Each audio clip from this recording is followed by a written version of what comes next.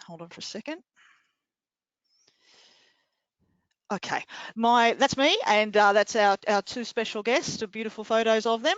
I'm currently the program manager for the New South Wales Apprenticeship Compact, which is a few of the industry groups operating underneath the with the auspices of the New South Wales government to do different projects.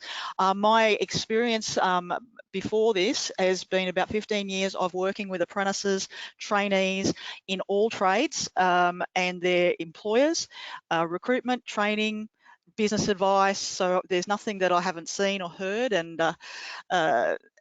love encouraging everyone to be part of it and helping everyone get a successful outcome. You can see the other gentleman on the screen right there, Benjamin Hull, who is an ex-HIA apprentice, very successful one, and now, even though he is quite young, he's running his own company, Enigma Carpentry, and he's a host employer with HIA, and he has currently 3 apprentices, so he'll have a lot to tell us from both sides. And then you can see Tom there, who is our current HIA Apprentice of the Year, and he'll tell you a little bit. I'll have a chance for both of them to talk a little bit about their journeys as we go along. So what I'll do is we will get started, and just what we're going to cover in this is, okay, if you are recruiting for junior apprentices, not adults at this point, but junior apprentices, who are they? Who is this strange Gen Z that we're talking about? Why are they different to the 20-somethings that you know and the 30-somethings that you know, and maybe yourself? We'll talk about, we're going to invite Ben and Tom to get in and share their journeys, and I've got tons of questions for them. I'm going to talk about all of the issues, and as Kerry said, if you do have questions, please type them in. We would love to hear what you would like to know, and we're going to have a lot of advice to you as employers or potential employers of apprentices. We'll go through the recruitment, the management, the leadership, and your retention. So there's the issues of around apprenticeships, but then when you find a good one, how do you hang on to it? How do you hang on to them? How do you make things work? And obviously your questions then. So without further ado, I'm just going to do a quick overview. Now, all of these slides and this presentation can be forwarded to you at a future date if you so request. This one has got all of those generations. So this is how Generation Z is defined, and they're the one on the right-hand side here, and they're basically born between 1995 and 2010. So they are approximately 9 years old to the 24-year-old mark, where your generation Ys are the 25 to 39-year-olds. So that kind of allows you to put yourself in time and space where you might be. They are the first generation that has been 100% totally on the internet, smartphones. They didn't have to learn any of the technology. They were just born straight into it, and they are what they call digital natives is what they call them. Sorry, excuse me. Okay, so one of the reasons, I'm going to go to the next slide here and say, at the bottom here, you can see I've split Gen Z into 3 waves. The first wave of Gen Z are your 19 to 24-year-olds. They are they're like a transitional. They are most like the Gen Y generation, and they are, and actually both of our guests today fall right in that category. Now, the people that we're really concentrating on today are the second wave Gen Zs, who are the 13 to 19 years old. At the moment, they are currently in high school.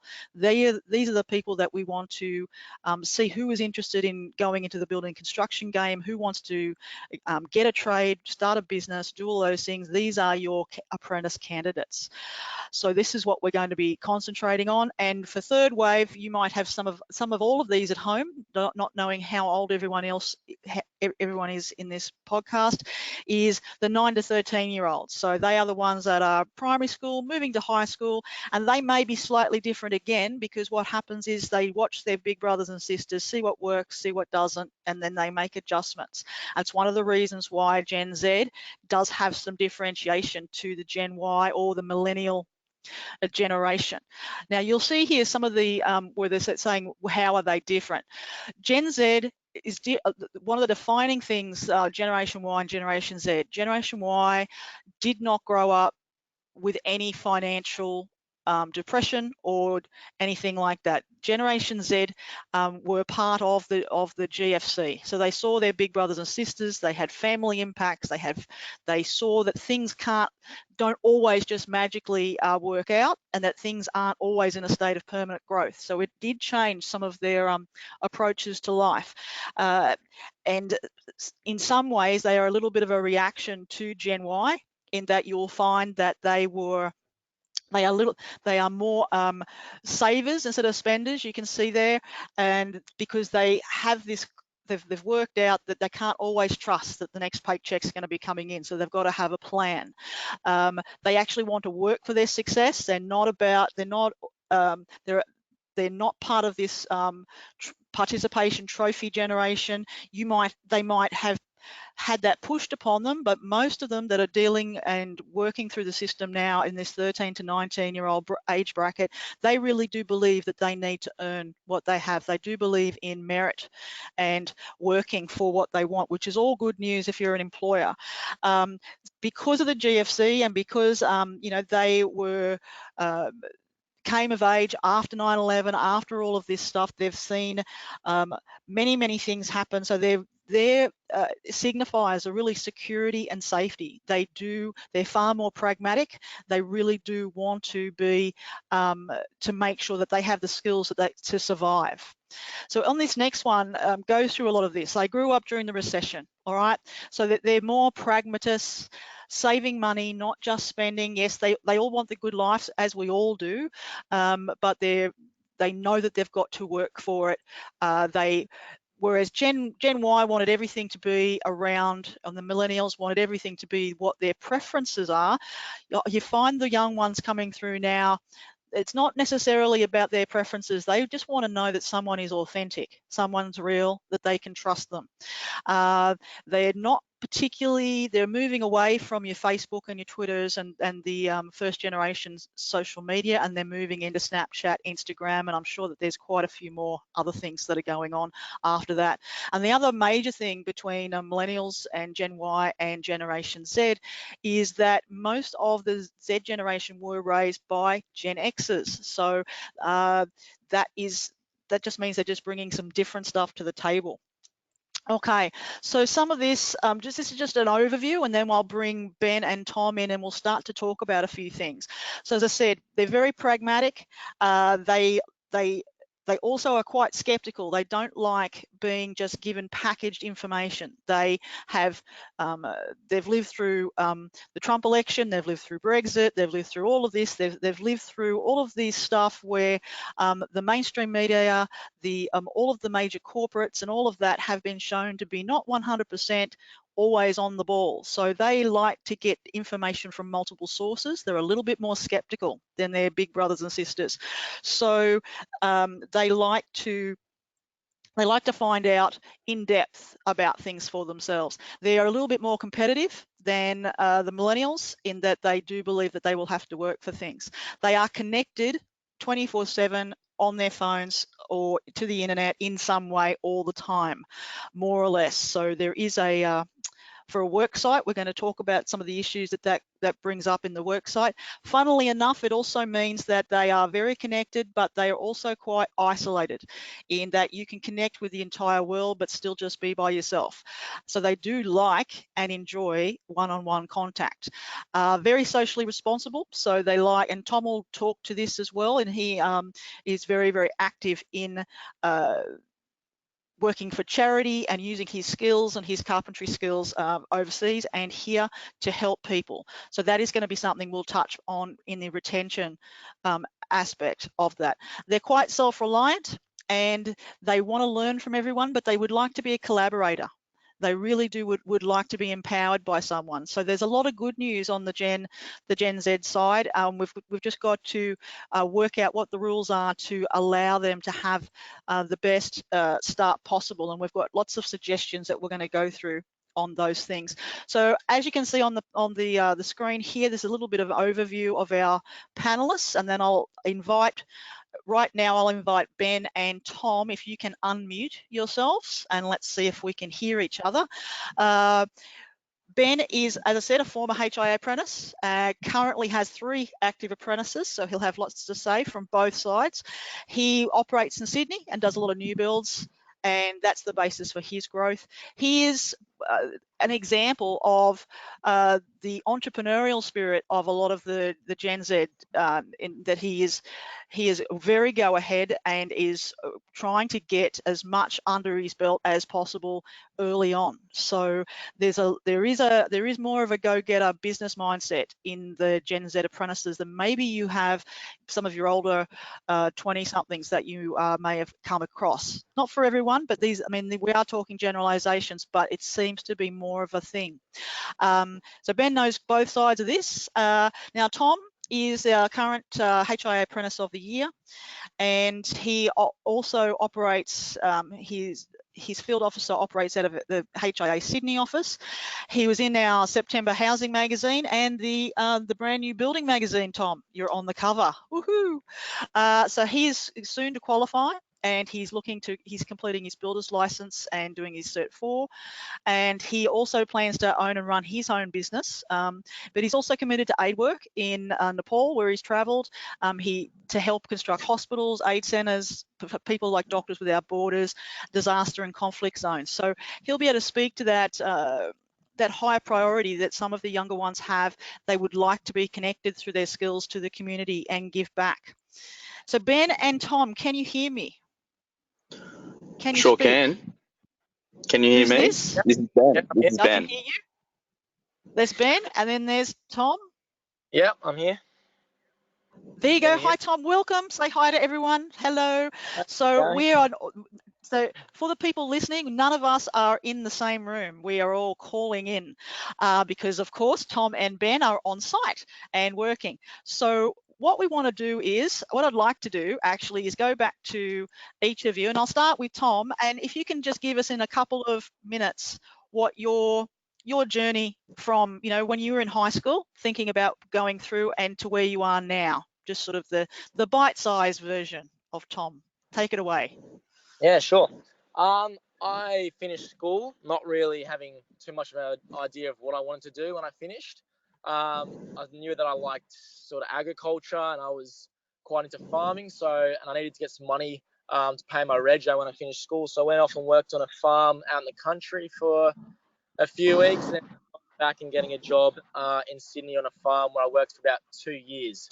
But yeah, I didn't really have any qualifications or anything behind me. The school that I went to, they sort of just pushed going to university. They never really spoke about apprenticeships as sort of a genuine career path or anything like that. The careers advisor there never spoke about apprenticeships. It was always different things at university, which I wasn't really interested in. It wasn't sort of the thing for me. So yeah, I worked on a farm for a couple of years before deciding that I did want to have some sort of qualification or trade behind me. And then I went and worked at labouring for scapers, carpenters, plumbers, and then my neighbour ended up offering me a carpentry apprenticeship, which I decided what I really wanted to do. Started going away travelling for a while. I left my job on the farm, went away travelling for a couple of months, and then came back and started with him. And I've been with him for 3.5, about nearly 4 years now. And you applied through HIA, yes? So he originally took me on. He was going to take me on by himself, but in the time that I went overseas and went travelling, he got married and went on his honeymoon. So by the time he got back from that, he had nothing organised. He ended up putting me on through the HIA because he said he was going to put me on, then he'd sort his stuff out and take me off. And he's actually ended up loving being through the HIA. He says that it's been really easy for him, the whole process, everything. So he's actually kept me on through the HIA. I'm still on through the HIA now, and he's ended up taking on yeah, a lot more apprentices on through Well, the it's an interesting Jacob Pullen, who is your host employer. He yeah. was a HIA apprentice as well. So Yeah, it was, yeah. it's nice to see that. Okay, I'll let and so that everyone knows, Tom has been working with doing commercial and residential work, really great across the board with Jacob, his host employer.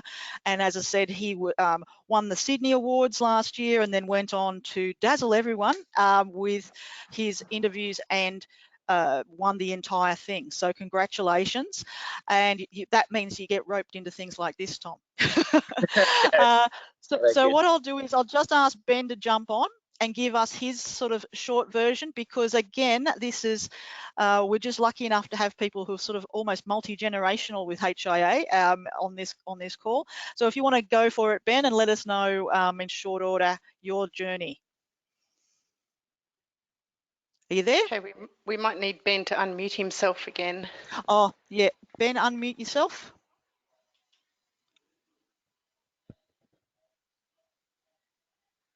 Just see. Can't hear him at the moment. No, neither can I. He was there a second ago. I might get Ben to jump back in again. Perhaps if you could maybe chat with Tom Yep, again. okay, we'll keep going. All right, so Tom, what I wanted to do was, how did you feel about my little, I've got lots of things that I'd like to say about Gen Z. So how old are you exactly? So I am 23, 24 in 2 weeks or something like that. Yeah, end of the month. Right, so you're right on that edge, on that cusp. Yeah. Okay. That's right. So when are you finishing? You're finishing in March, yes? I'll be finished in March next year, yeah. And you're doing your Cert 4 now, or you're waiting to do it? No, I've started my Cert 4 at the beginning of this year. So I went travelling again over sort of from November last year to February this year, and I got back and jumped straight into it. And yeah, I'll be finished. I got a big exam tonight, and then I got one more cluster, and I should be finished. I think end of November or early December, something like that. Oh, fantastic! That's great. Okay, so I think we've got Ben back now. Yes. Yep, I'm here. Hello? Sorry about that. Here Yep, we go. can you hear me? No, that's okay. Yes, this is a tribute to modern technology, all of this. All right, so I'll ask, so for the moment, if you hang loose for a second, Tom, and I'll just get Ben to do his short version of his journey, apprentice to director of your own company. Yeah, so very similar to Tom, going through school, you sort of told uni's the only option. All my older brothers, I've got 3 older brothers that, went to uni, engineering, psychology, whatever. Parents sort of not pushed uni, but it's sort of, I thought they wanted me to go to uni, and then I was like, okay, I want to be an accountant. Plus I was pretty academic, so it sort of it made sense. And then about a couple of weeks before the HSC, Mum sat me down at Macca's and said, look, we don't expect you to go to uni. And at the time I was doing IT timber at school, and I was passionate about timber the whole way through school, just as a little hobby. And then I decided, all right, well, this is what I want to do. I want to take on carpentry. So after I still completed the HSC, got an ATAR, applied for uni, but then after Christmas, applied at HIA, and within a day I had an interview. The next day I was given a host trainer and worked with him for 3.5 years. He was a former apprentice of HIA as well, and after 3.5 years, that was Nick Slaviero, yes? Yeah, that was. And then That's after correct. 3.5 years, I looked to get signed off early, because I, felt like I was ready to go out on my own and start my own business. And Nick was okay with that, so was HIA. So got signed off a bit early, and then 3 months later, I had started my business and took on my first apprentice, and here we are about 2.5 years later. Wow, you are very, very brave to go straight from the end of your apprenticeship. I have to say, it's not something we recommend to everybody, just for everyone listening. But if you know you can do it, it's great. So I'm going to, when I speak to Ben, I'm going to be talking to him from both sides of that. So it might surprise the people listening here that Ben is probably about the same age as Tom. You're 23. Yeah, 23? I'm Yes. 23. Yeah. Yep.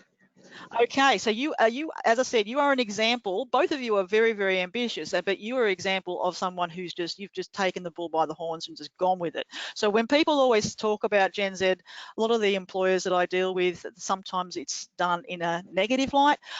What we want to do on this is look at, yes, there are issues around the younger generation coming up, and I always try to point out that to the adults in the room that have children, that it's probably all of our fault because we're the ones that brought them up. But I have to say that there is a real passion in the current younger generation that I'm seeing coming through, and as I said, there is a bit of a pushback against that whole snowflake thing and wanting to be given everything. They really do want to get out there and work if they're given the right circumstances and they feel safe enough to do so. So I'm going to start, I'm going to bring up this next slide. I know you guys can't see this. So we're talking about Gen Z, talking about recruitment, management, retention. So we're going to touch on a few of the issues here.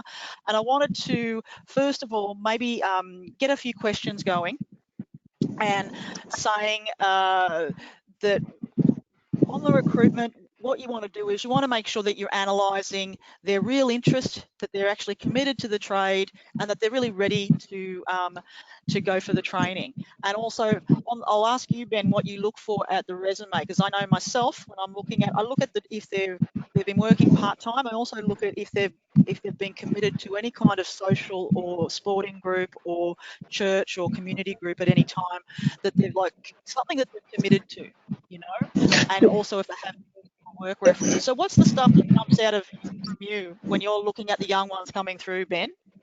Yeah, I mean, for sure, obviously the commitment to activities and work is pretty important to me, but at the same time, like I feel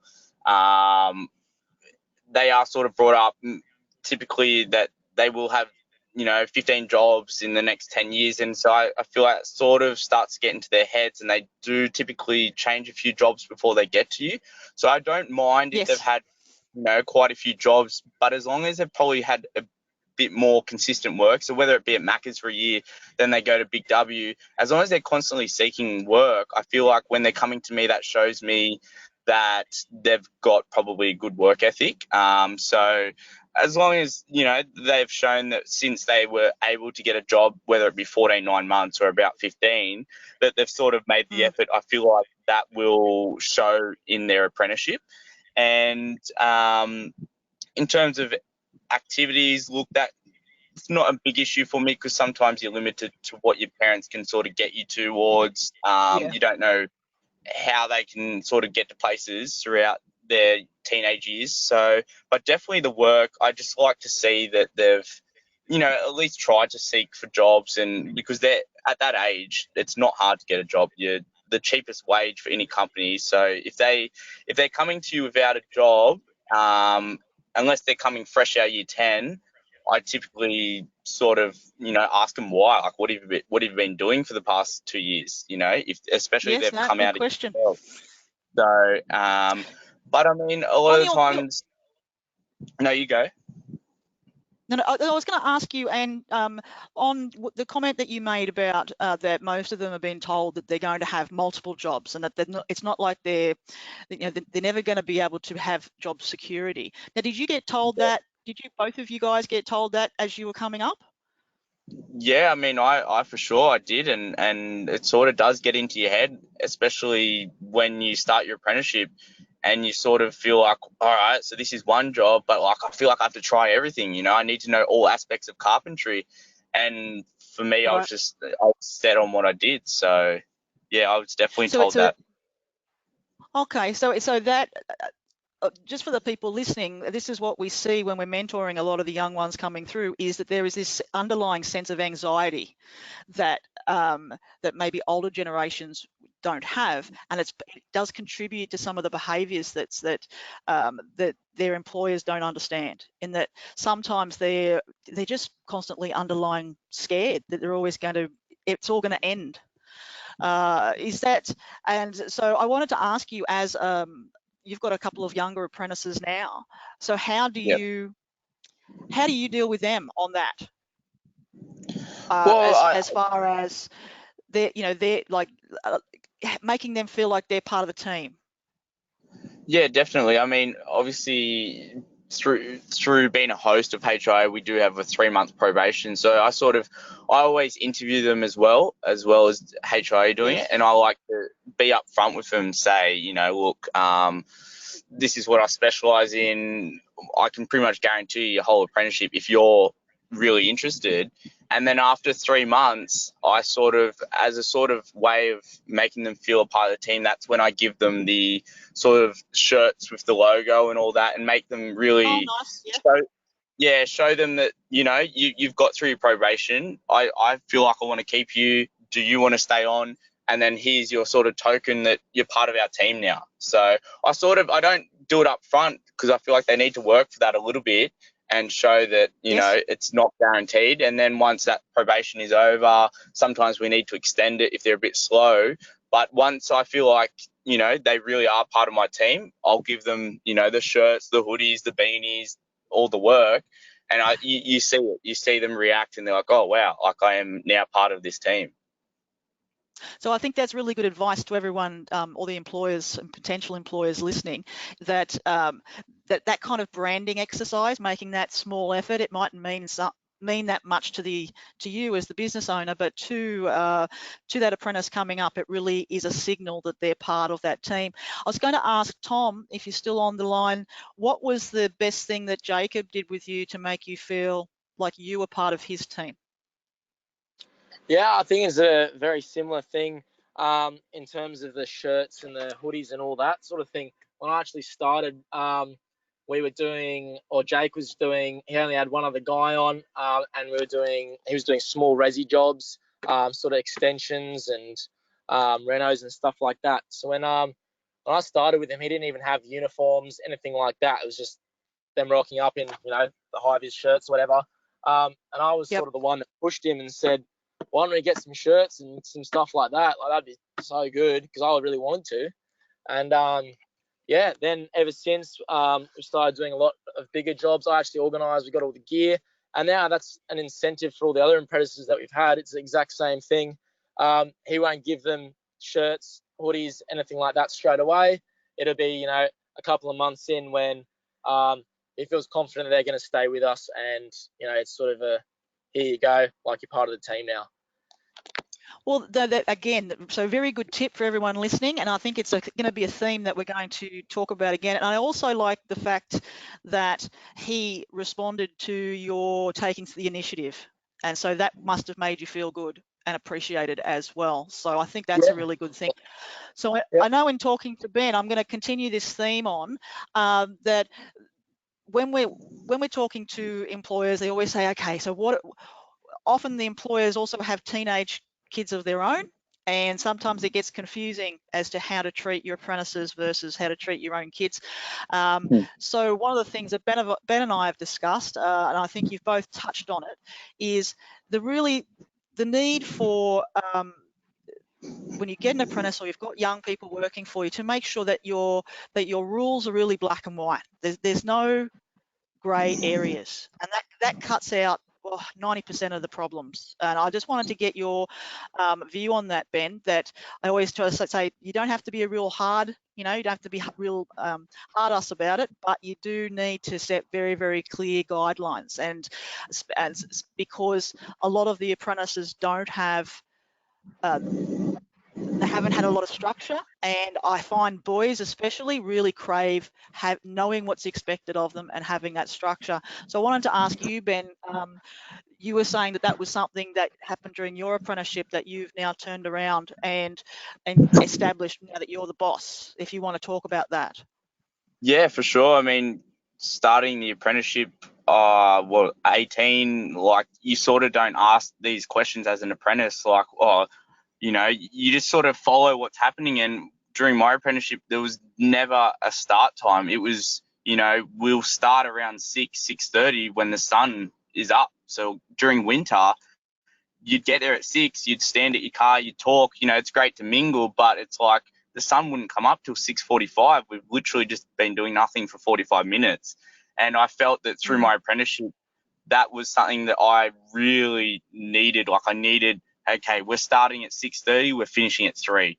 And, if because if we're not told what time we're starting, you're going through the day, you're like, all right, I'm doing my hours, but like, I don't know when I'm finishing. Like, when does it change to overtime?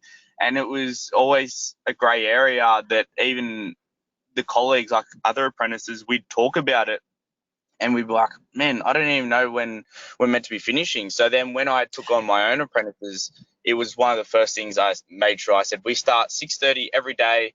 We have 2 20-minute breaks and we finish at 3, and that's it. You know, it's black and white. If you're get to work at 6:31, I dock your pay, no questions asked, don't want to know the excuse. You just got to get to work, you know.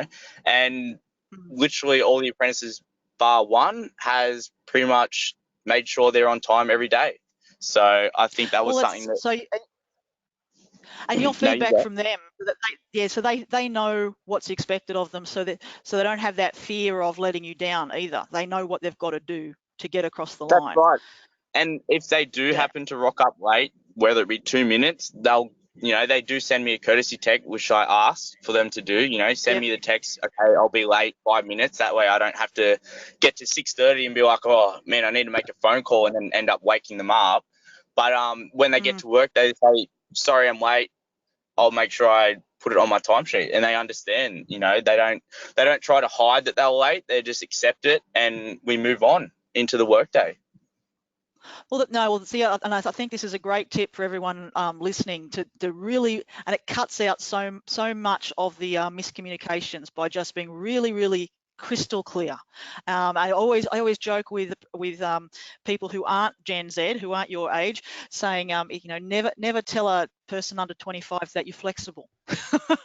because the way that school operates and the way that a lot of society is, it's a red rag to try and, you know, bend the rules.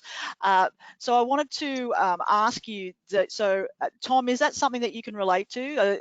I know Jacob runs a pretty tight ship, and so has that helped you know what what the standard is? Yeah, definitely. Jake, it's been interesting. When I started with the HIA, I remember Gary, one of the guys at the HIA, saying to me, it's going to be a bit different for you because obviously Jacob was my neighbour at the time. I grew up with Jake, so he was like, you got to understand that there's got to be the respect for him, the respect for his company, and that's where it's been really good. There always has been.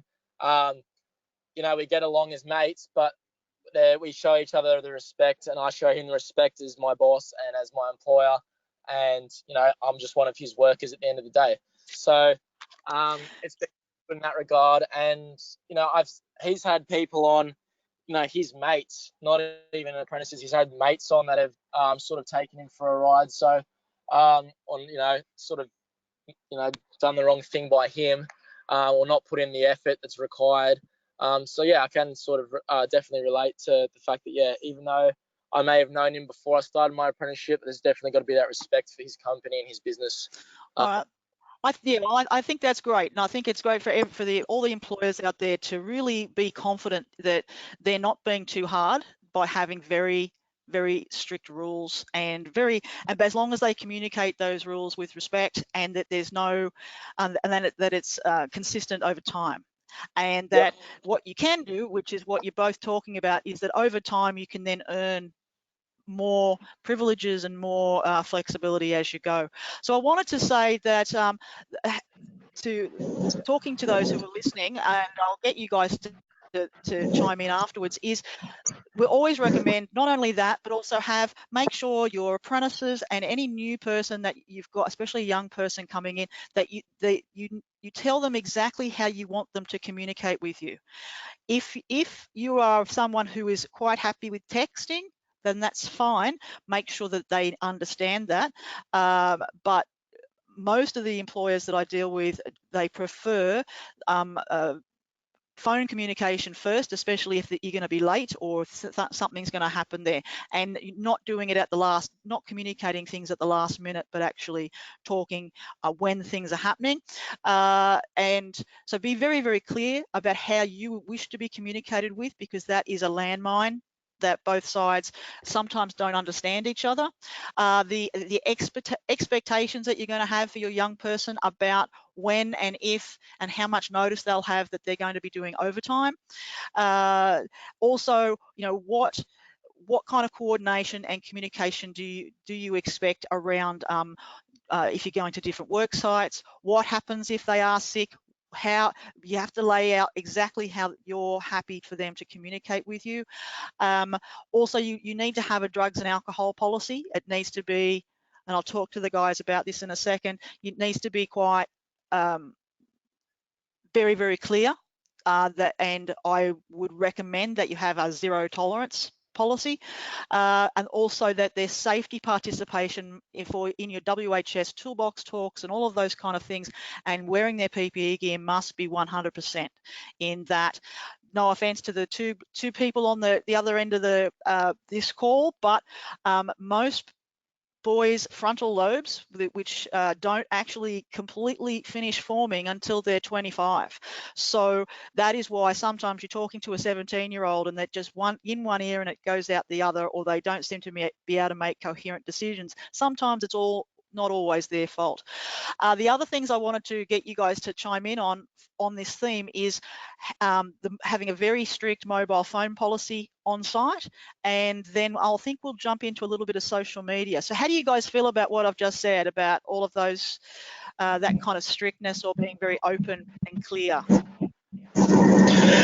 Yeah, well, I think the drugs and alcohol policy, a lot of employees probably assume the young guys coming up will know that they shouldn't be taking drugs and alcohol and coming to work. But as you said, you literally have to tell them you cannot come to work intoxicated or on drugs. Like, it has to be told to them. I mean, I had one apprentice that was brilliant, really good apprentice, but unfortunately decided drugs was for him, and it was a decision made by HI and myself that we just had to terminate it because, you know, for himself, it's unfortunately you have to make those hard decisions sometimes, even when they are your best apprentice. You can't just let it happen because, you know, hopefully you do change their lives and they realize that it's a serious issue. And the same with the phones. From the get-go, I say to them, look, I'm the only one that needs a phone on site. If you have something that's going to come up that day, give them my number, you know, give your parents my number. If they need to contact you, they can come through me. If not, they can wait to our two breaks, you know, one at 9:30, one at 12:30. What can happen in 3 hours? So, and, you know, Yes. from day one, if I say that, I don't see a phone out until we pack up. So I think you just literally have to tell them black and white what it is, and you can't assume that they're like what you are, because they're not. It's just, you need to tell them. And I would also jump in there with 2 points, is that the good news on the drugs and alcohol is that especially the second wave of Generation Z, they tend to have a lower smoking rate and a lower drug and alcohol rate, which is interesting, than their big brothers and sisters. But that doesn't mean that you do need to be very strict on it. And with the mobile phones, the thing I would recommend to anyone listening is, and not just to have them off and in their bags, but you have to make sure that they are completely off, that they can't hear the notifications, because it can break their focus, and it is something that has impacted their safety of people on site, because they can hear that people are trying to contact them. So how would you feel about that, Tom, about the zero tolerance policy across the board? Yeah, and I think it's a little bit different with us in terms of the fact that we work on a lot of commercial sites. So we have to do inductions for nearly every site where we have to be inducted, and we get told all the time about drugs and alcohol. We just finished a job in Barangaroo where we didn't actually get tested, but we could have got randomly tested at any point throughout the job for drugs and alcohol. So I think it's something that's pretty, I'm not sure. I haven't done too much residential in the last 2 years, but I know that on commercial sites, it's pumped into us, like drilled into us all the time, that, you know, you obviously can't be under the influence of everything. And not then, you know. And so, would you recommend to the employers listening that they do, it's not something they just do once, they have to keep reinforcing it over and over? Yeah, well, I think so. I know everyone obviously goes and has some drinks on the weekend and stuff like that. But obviously, if you're coming to work, if you're getting home late one night and coming to work, you're getting on power tools, you're using things that, if you're not 100%, you could, cut your fingers off or something like that. So yeah, it probably does have to be drilled into people. But yeah, I guess. Okay. I wanted to talk to you about, like, our time is going through. It's a great conversation. We could go for hours probably. One of the things with Gen Z, because one of the complaints you hear from the older people in the room is generally have a very short attention spans, and that is a consequence of having online social media from the get-go. But so what I recommend, and I'll get you guys to jump in and what you think, is that instead of seeing that as all of us as a negative, what you do is you actually turn around and so that you change your strategy as far as leadership goes. And what I have found and what recommended to many who've had good results is, instead of being a very top-down leadership, you sort of change it to more of a coaching style leadership, in that you're looking at smaller smaller snack size pieces of learning, and then with feedback, because your Gen Zs, your 13 to 19-year-olds especially, they're used to doing something and getting feedback almost immediately. So if you actually if you think of yourself as more of a coach, that you might have more success dealing with your younger ones coming through.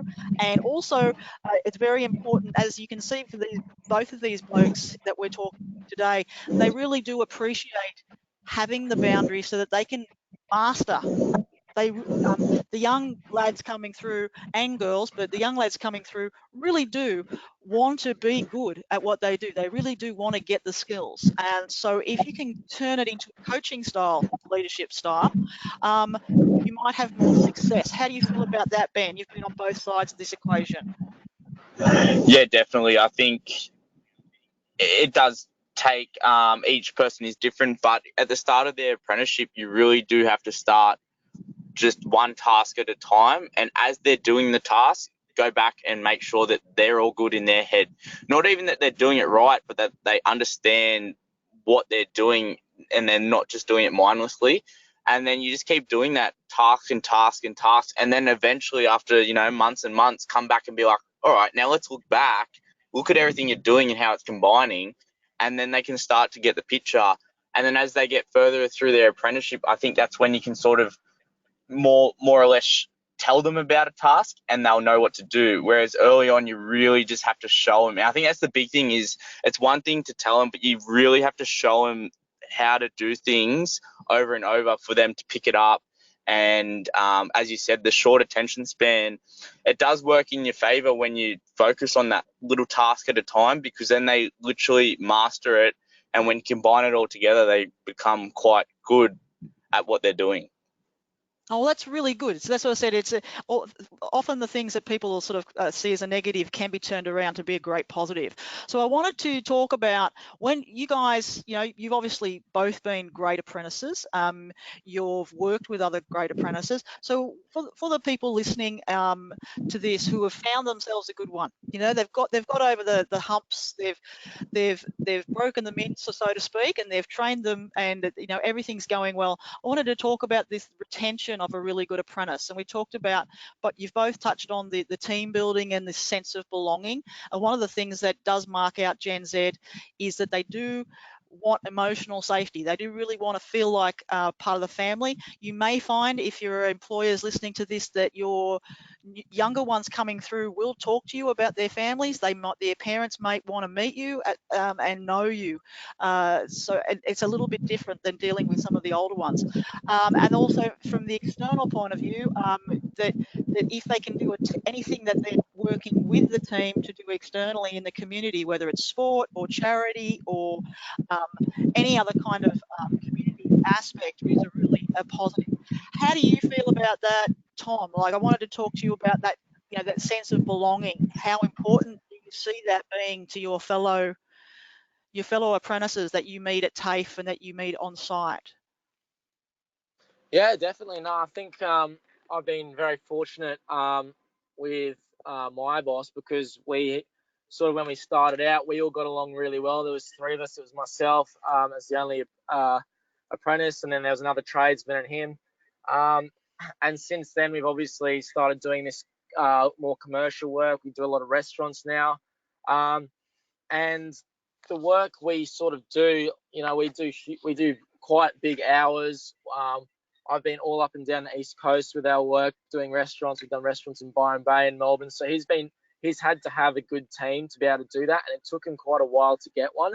My boss did go through quite a few apprentices, trying to find some good ones, and now we have a really good team where he can tell people to go out at any hours of the day and work, and it's been really good having a team like that. We're all on a group message which we communicate really effectively through, and it all works really well.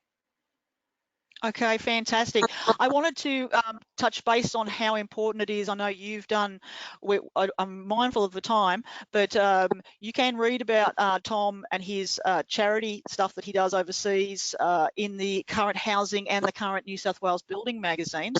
I wanted to ask you, Ben, before we go to see if there's any other questions from the listeners, how do you build that sense of belonging for your team? Yeah, I think it's that's probably the biggest challenge, is balancing being their friend versus the boss. And I think early on you sort of just have to almost treat them as an employee, and then as through lunch breaks, you just start asking simple questions about their lives, and then eventually, as you said, they want to share everything about their lives, and sometimes they want to share too much. So you sort of just have to reiterate to them that I am still the boss, and that some things you probably shouldn't tell me. And then as things move along, you can become their friend, but I think you still have to keep your distance and try not to be their mate too much. Otherwise, when it comes to the hard times where you have to, they've done something probably wrong, and you need to give them constructive criticism, you don't want them to take it as an insult, a personal insult. You want them to be able to take it as, okay, like I've done something wrong in terms of my work, not my character. And I think that's probably the hardest challenge, but it's just try not to be their mate as much as you think you should be, because they'll be perfectly fine with that, and I think they thrive off it. Okay, so I wanted to we've got a few themes that are running through here, and I have to say that you guys, your feedback to me, it does mirror my experiences mentoring and trying to problem solve between employers and apprentices over time, is that I think being very, very clear, making sure that in a communication setting that you as the employer have the responsibility to make sure everyone knows what the rules are, and you stick to those, and you don't have to be hard about it, but you do have to be very clear and consistent, and that over time that they can then move on in their relationship with you. What I wanted to I'll ask Kerry if there's any other questions from the audience that is online now. Yeah, I do actually. Just going back to, you mentioned the mobile phone policy, and Shane has asked, as a builder with multiple sites, I'm not always on site all day. I need to be able to contact the guys, so I allow them mobile phones, but struggle to get them to stop checking them all the time. What's the advice if you need to contact them regarding the mobile? So he obviously needs to be in contact with them, so he can't tell them to put them away. But yeah, what's I guess some advice around that? Well, I would say, without knowing all the details of his sites, but I'll throw this to Ben in a second, is that you might try if you have someone who is the foreman or the supervisor or the most senior or trusted person that you've got on each site, and maybe they're the one that has the phone, and you operate through that, and everybody else has a strict policy. That could be an approach. I'm not sure, Ben, what would you say about that? Yeah, I'd second that, but I'd also add to it, you sort of have to go to your most trusted employee and not sort of make him a mole, but almost say to him, look, just give me a heads up if the other boys are on their phones, so I can just have a word to them. Because at the end of the day, the most senior employee there on site wants his boys working with him as hard as they can, so his life is easier. So if you just No, I find the most completely senior one on site there and say to him, look, you don't need to, I'm not going to go back to them and say it was you, but just tell me if they're on their phone too much so I can just give them a heads up that I've got eyes on them. I think that would be the best way to go about it. Just so they've got in the back of their mind, they're second guessing, oh, I probably shouldn't go on my phone now because someone's watching me, you know? Yeah, that's And right. yeah, I think that's maybe an option to take. Okay, so I would reiterate, I would back that up in that you people on site need to know that they're going to be accountable, and you need to hold them accountable for if you know if they're going against your policy. I'd also encourage you to do that strategy because again, having the distraction of the phone constantly, it's not just an impact on productivity, but it's also it means that they're not focusing, and so you'll actually find that your WHS, your incidents may go up, or the likelihood of incidents may go up. So maybe that I'm hoping, Shane, that will help you in doing that. Is there anything else, Kerry? No, that's the only question I've got at the moment. Okay, now what I wanted to do was also I just wanted to touch on one of the major themes when we talk to everyone is one of the major issues on site, other than uh, uh, understanding what's expected of them and the phone thing, seems to be the mental health issues, in that you'll find that because of it may be the way they've been brought up, or the schools, or society, whatever, there's an increase in depression and anxiety out there for the under 30s, but definitely under 25s, and we're seeing it in school. At HIA, in our group training team, we see it all the time and we deal with it all the time. So one of the things I wanted to say as a resource, we often have employers say to us, I don't know what to do. I'm not an expert. I'm not their parents. Or, how do I help them? So I just wanted to put the information out there that if you do have someone on site, they don't have, even if it's not an apprentice, if you do have an employee or someone you're dealing with on site that you know that they're struggling, there is a service, they can go to their GP under Medicare and talk to their GP, and the GP can give them a referral to counselling, and Medicare will pay for up to 12 counselling sessions, and what they do is they usually do it in three session blocks, and then they touch base. So I just wanted to put that out there as a resource, that if you are if you are in that situation and you're not quite knowing how to do something practical about it, that is something that you can do. And if you need more information on any of the things that we've talked about today, as I said, you can talk about apprenticeships, all day, every day, for forever. So I wanted to start to wrap up here. And I thank Ben and Tom very, very much for their time today and their experience and allowing us to hear what they've got to say. Again, if there's other questions, please feel free to send them through to Kerry, and I will endeavour to get back to you. Again, if you'd like to have a copy of this presentation, I can also get that back to you. Now, just so so what we've done here, we've talked about Gen Z. Who are they? Why are they different? We've had our discussions talking about, how to hit those main points in recruitment, management, retention, which are, it is a little bit like going old school, but making sure you're sticking to your guns, but also creating an atmosphere to where they can earn their way into more confidence. They can really feel like they're part of your extended family or your business family, if you suspect. Now, this particular webinar is the first of 4 that I'll be doing over another one in December, and there'll be 2 early next year. The next one in December is on the 4th of December, and we'll be talking with Scott Lawler, who is our Apprenticeship Centre expert, and we'll be talking about everything that's new, all the new rules, all the new incentives, this trade support loans, everything else that the government's got going, because they change the rules every 2 seconds, as we all know.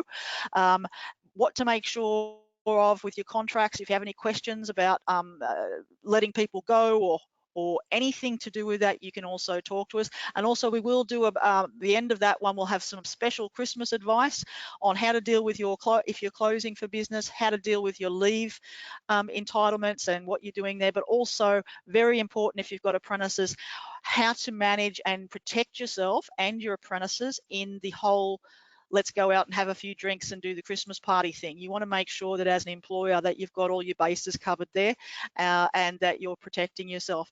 So again, I would like to say very, very thank you. If Ben and Tom want to jump on and just say bye to everyone, I wanted to say thank you very, very much for being part of this today. Well, thank you for the opportunity. Great. And Caroline, I'm going to just jump in because I do have another question that's come through. So while we've got everyone still here, and I know Tom and Ben are on site and probably need to get back to work, but let me just read through this one. John said, I'm about to take on my son as an apprentice plumber. I have a reasonably large plumbing company. Interested in the friendships and work relationships. Any tips on handling this next stage of life? Taking on his own son. Okay, all right. So there is a little bit of, he's got an advantage if he is working in a larger organisation, in that he can put some separation between himself on a daily basis and his son. It's even more important, and I'll actually get Ben to jump in on this one. It's even more important that he has the talk with his son, that this is home and this is work. And just as Tom talked about, that he working for someone that he's known most of his life, was his neighbour, you do need to have a line in the sand of who's in charge, what are the lines of authority. And I would also suggest that that you pick whoever's going to be their direct supervisor very carefully, someone that you can trust personally, and that, as Ben said, he's not going to be someone who's going to tattletale, but someone who's going to give you a proper and honest feedback on how your son's actually going. So someone who you trust to give you, the 100% truth, that's not going to just varnish it over because they don't want to offend you. So what do you think about that, Ben? Yeah, look, that's a very precarious situation, but as you said, you literally just have to sit him down and say to him, look, mate, I am your dad, but now this is work, this is my career, and if we want to make this your potential career, these are the things that I need you to understand are black and white. And because there'll be times where they'll come home, they may have had a little argument about something at work, but when they come home, they're father and son, and they need to be able to sort of still connect outside of work. And I think he just needs to have that conversation with him and separate the two. And as you said, have someone who he really trusts that can just sort of be like, look, your son's doing this, blah, blah, blah. You might want to have a word with him, because like any employer, you always want the other employees coming back to you and saying, look, this person's doing this, blah, blah, blah, giving you back feedback. So you still need someone giving you feedback on your son, even though he is your son and an employee. So yes, and you also want to make sure that it's someone that trusts, that so that your son gets that if he's going really well, you actually know that that's a genuine feedback, that people aren't just sucking up to you because you're the boss about the son. So you want someone there who can really give. I think the other strategy, that touching on what Ben said about having that very straight line, what I suggest is, even especially when you first start, maybe for the first 6 months of the first year, that you actually delineate a time outside of work that is a certain hour of the day, or a certain half an hour of the day, where anything that you want to discuss that is work related is encapsulated sort of in that time, in that box, and then that you both agree that once that time is over, that you close the box, you put it away, and we're back to family. That can be a way to go about it as well. How did you find, Tom? What was the biggest obstacle? You've been on the other side of this, and that Jacob had to give you the talk to make sure that you weren't going to take advantage or be offended if he acted like your boss. So how did you handle that talk? Did that sound right to you? No, I think it was pretty good with us, because even though I had known Jake my whole life and I had grown up with him, there was still about 7 years in between us. So I grew up very closely with all his siblings, growing up, but not so much Jake. So he was always that sort of older person that I had more respect for. So when I went into the workforce with him, it wasn't quite, it was more business rather than friendship, I think. But yeah, just in terms of taking on your son, like I do know that there's a lot of people, I know a lot of people that have worked with their family, worked with their dad, and it has worked quite well having that middleman, you know, so they don't report directly to their dad, they report directly to someone else. But yeah, in as well, we had an apprentice who, before he came and worked for us, he worked for his dad and it didn't go so well. So I think it's sort of risky, but I think if there's someone in between, like there is that middleman, it would probably, yeah, work quite well. It's also a situation that in a smaller situation, like if you're lucky, if you've got a larger organization, that you can have someone in between. I've had quite a few people over the years invite us, when I've been working for HIA, but also other group training organisations, that have deliberately put their son through a third party like a group training scheme, so that they've got a field officer that is there to be the referee, so to speak, and lay down the law. So that's also something that you might consider if you felt that you needed extra help to separate out the family versus business context. I think that, yeah, that's some great tips for John. So John said very helpful, thank you. So yeah, John, that middleman, and also perhaps if it suits that group training organisation scenario. Another question has come through from Phil. What would you recommend, TAFE or on-site training for apprentices? Okay, my default position is TAFE. Now, having said that, I do know a couple of very, very good on-site training. So it depends on the discipline of your apprentice.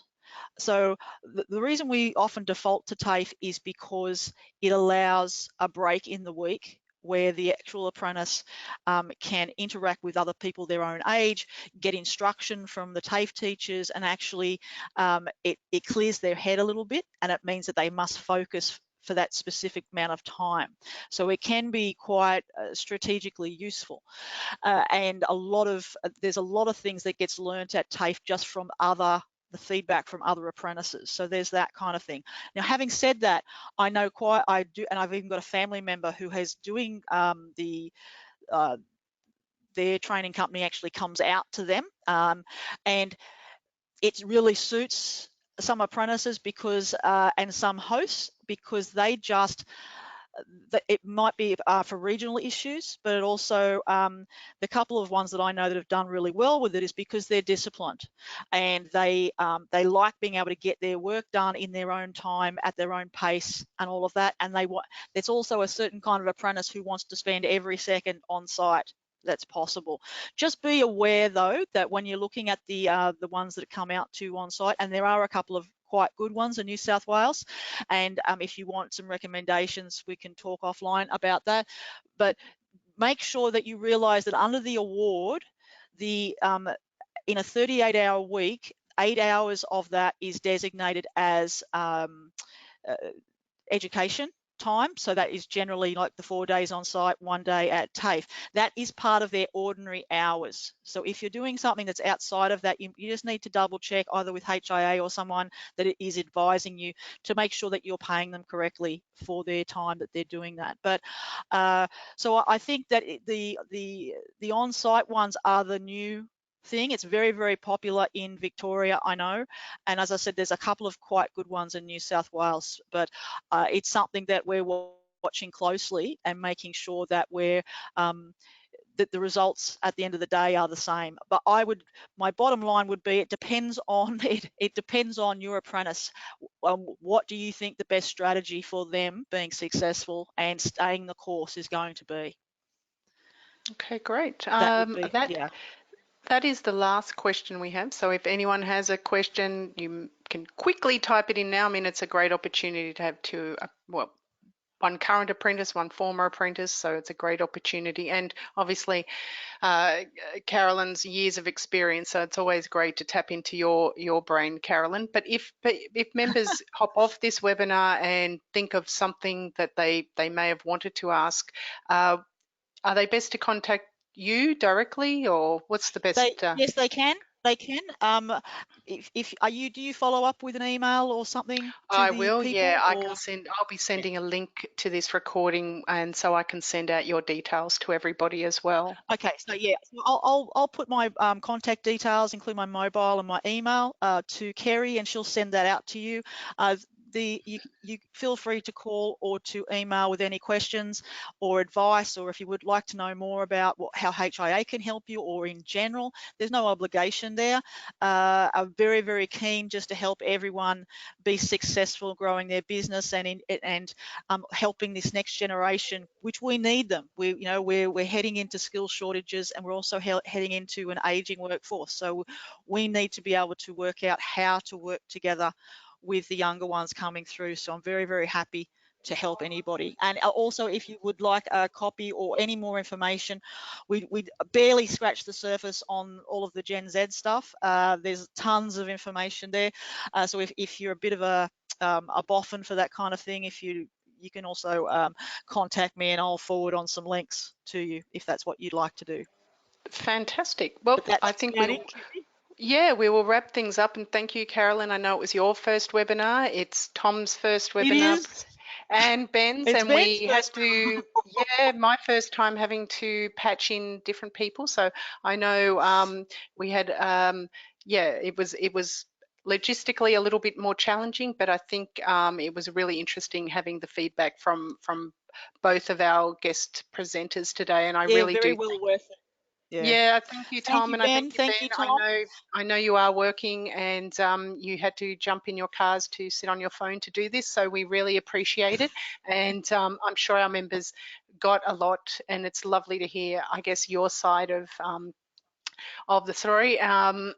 John just mentioned it's his first webinar too, so hopefully, John, you found the experience not too painful all the first time. It's always the tricky one, but I thank everybody for joining us. We're after 2 o'clock now, so I will wrap things up. Once the recording is available, I will send you all a link. Please keep an eye out for the next webinar that we will be doing. Carolyn will be hosting that one as well. It's a great initiative. I think it's fantastic, and as Carolyn said, we do need to encourage this next generation of possible apprentices. We need them. We don't want a skills shortage, but along with that, we also need to learn how to retain them. And I think we got some great tips today around the coaching style. I also want to make sure we support the employers, because at the end of the day, it's your business. We want you to thrive as well. Yeah. Fantastic. So as I said, anyone with any questions on anything to do with apprenticeships, feel free, no obligation, to contact me based on Kerry's contact information that she'll send you. Thank you very much for attending. Have a good afternoon, everybody. You too. Thank you. Bye, boys. Thanks, Tom. Thanks, Ben. Thank you.